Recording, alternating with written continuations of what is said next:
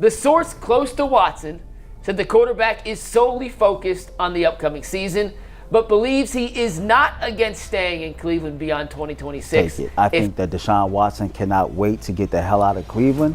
And most of the people in the city of Cleveland cannot wait to get rid of Deshaun Watson. The conversation in Cleveland is already heating up, and it's not even mid-season yet. The question floating around isn't about wins, stats, or even who's starting at quarterback today. It's something bigger, heavier, and way more uncomfortable. Is there any real scenario where Deshaun Watson re-signs with the Cleveland Browns after the 2026 season? Because right now, depending on who you ask, the answers are completely split between absolutely not, and it would take something historic, and that gap alone tells you everything about where this situation stands. The noise started picking up again after OTAs opened for the Cleveland Browns. Media access, cameras rolling, and the same underlying storyline refusing to go away. Then came the ESPN report from Daniel Uyafusi and Jeremy Fowler, and that's where things shifted. A source close to Deshaun Watson suggested something that instantly reignited debate. He is focused on the upcoming season, but not against staying in Cleveland beyond 2026 if things go well.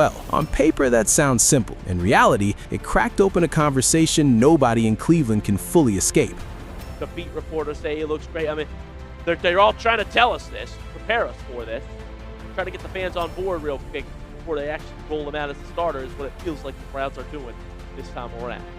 See how that actually looks. Here's the part nobody is talking about. That one sentence doesn't actually mean there's mutual interest. It only means possibility exists in theory. And theory is a dangerous thing in football, especially when you're dealing with a $200 million plus contract history, injuries, public perception, and a fan base that has already emotionally moved on multiple times. Because in Cleveland, if things go well, isn't just about quarterback play. It's about trust, timing, and whether anyone even wants the story to continue. Inside the local discussion, one analyst didn't hesitate to shut the door on the idea. The argument was blunt. Even if Deshaun somehow plays well enough to earn another contract, it doesn't automatically mean he'd want to stay. The belief is simple. This relationship has already been emotionally exhausted on both sides. The city has seen the highs and the lows, the expectations and the injuries, the massive contract and the lack of return on investment. And that's where things get complicated, because football decisions aren't always football decisions anymore. What people had in their mind about the allegations,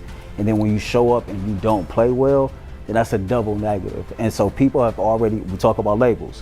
When somebody make their mind up about how they feel about you, I don't care what you do as a man or a woman. Hard to change. Like, it's hard to change that. And for me, this is where it gets dangerous, when people start confusing contract possibility with relationship repair. Those are not the same thing. Even if Deshaun were to win the starting job in 2026, and even if the Browns reached a respectable win total, there's still the emotional weight that follows every snap he takes in Cleveland. The idea that performance alone could reset everything ignores what has already happened off the field, in the locker room, and in the stands. One analyst made it even more direct. The belief is that Deshaun, regardless of outcome, may simply prefer a fresh start elsewhere. And that changes everything, because if Cleveland even considers an extension, it would only make sense if no better market exists. And that's a big assumption. In today's NFL, even quarterbacks coming off uneven stretches can find opportunities if the talent flashes again. So the idea that Cleveland would be the only option is far from guaranteed. After this year, maybe he gets a prove-it deal with some guaranteed money from somebody else if he wants to go somewhere else. But I actually think Cleveland would be the only team that would maybe pay him what he wants. The financial side can't be ignored either. The Browns already committed roughly $250 million in guaranteed money at the start of his era. That number is not just a contract, it's a landmark moment in franchise history, and the return has not matched the investment. That reality shapes every future decision. If Deshaun performs well in 2026, Cleveland faces a strange dilemma: double down on a player they've already heavily invested in, or move on while they still can. At the same time, the emotional environment around Deshaun in Cleveland has never fully stabilized. Even during public appearances, including NBA games involving the Cleveland Cavaliers, the optics have been difficult to ignore. There was a moment that stuck with people: Deshaun sitting alone, separated from the usual media clusters, with no one really approaching him. Whether that reflects reality or perception, it still shapes how fans interpret the relationship player and city. Win a few football games, he gets hurt. First injury. Comes back after the Achilles tear. Fans cheer when he was getting carted off the field. I don't think you forget stuff like that. no.